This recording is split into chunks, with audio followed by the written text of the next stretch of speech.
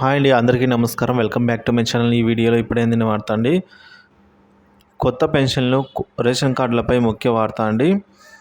So రాష్ట్రంలో కొత్త ration కార్డులు, కొత్త పెన్షన్లపై ఇప్పుడే వచ్చిన తాజా సమాచారం అయితే ఈ వీడియోలో తెలుసుకుందాము. వీడియోని ఎక్కడే కానీ స్కిప్ చేయకుండా ఎండ్ వరకు చూడండి, అప్పుడే పూర్తి ఇన్ఫర్మేషన్ అర్థమవుతుంది. అలాగే వీడియోకి ఒక లైక్ చేయండి ఫ్రెండ్స్. వీడియోలోకి అయితే వెళ్ళిపోదాము. ఫ్రెండ్స్, ఏపీలో కొత్త ప్రభుత్వం వైపు పెన్షన్ లబ్ధిదారులు ఆశగా చూస్తున్నారు. రాష్ట్రంలో సామాజిక పెన్షన్ మంజూరు ఏడాదిగా అయితే నిలిచిపోయింది. దీంతో సుమారు 3 లక్షల మంది పెన్షన్ కోసం నిరీక్షిస్తున్నారు. అదే సమయంలో గత ప్రభుత్వ హయాంలో తొలగించిన రేషన్ కార్డులను పునరుద్ధరిస్తారని భావిస్తున్నారండి. ప్రభుత్వం వద్ద పెండింగ్లో ఉన్న దరఖాస్తులపైన కసరత్తు జరుగుతున్నట్లు తెలుస్తోంది. దీంతో ప్రభుత్వం తీసుకున్న తాజా నిర్ణయం కోసం లక్షలాది మంది వేచి చూస్తూ ఉన్నారు.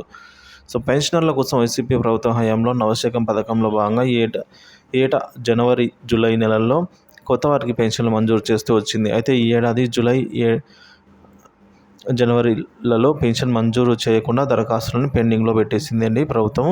దీంతో రాష్ట్రంలో సుమారుగా 3 లక్షల మంది పెన్షన్ కోసం ఎదురు చూస్తున్నారు.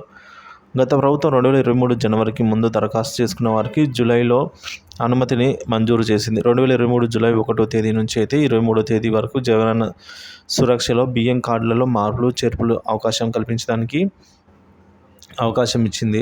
సో రేషన్ కార్డులపై అయితే ఈ విధంగా జరిగిందండి. దీంతో జూలై వరకు పెండింగ్లో ఉన్న పెన్షన్ దరఖాస్తులకు ఆమోదం తెలిపి వారికి మాత్రమే పెన్షన్ మంజూరు చేసింది. ఆ తర్వాత కొత్త వారికి దరఖాస్తు చేసుకునే అవకాశం కల్పించినా మంజూరు చేయలేదు.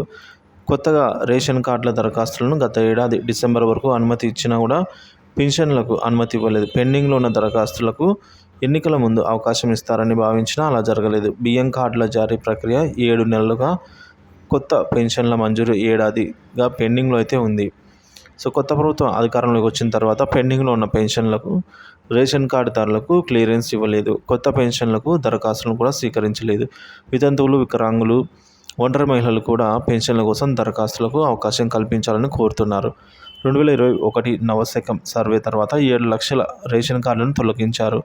వీరిలో 60% మంది తమకు అర్హత ఉన్న కార్డులను తొలగించారని, కొత్త ప్రభుత్వమైన కార్డులను పునరుద్ధరించాలని అభ్యర్థిస్తున్నారు. అర్హులందరికీ పథకాలు అందజేస్తామని ప్రభుత్వం చెప్పడంతో లబ్ధిదారులు ఆశతో ఉన్నారు. దీంతో ప్రభుత్వం తుది నిర్ణయం అయితే ప్రభుత్వం నుంచి రావాల్సి ఉంది ఫ్రెండ్స్ ఇప్పుడు.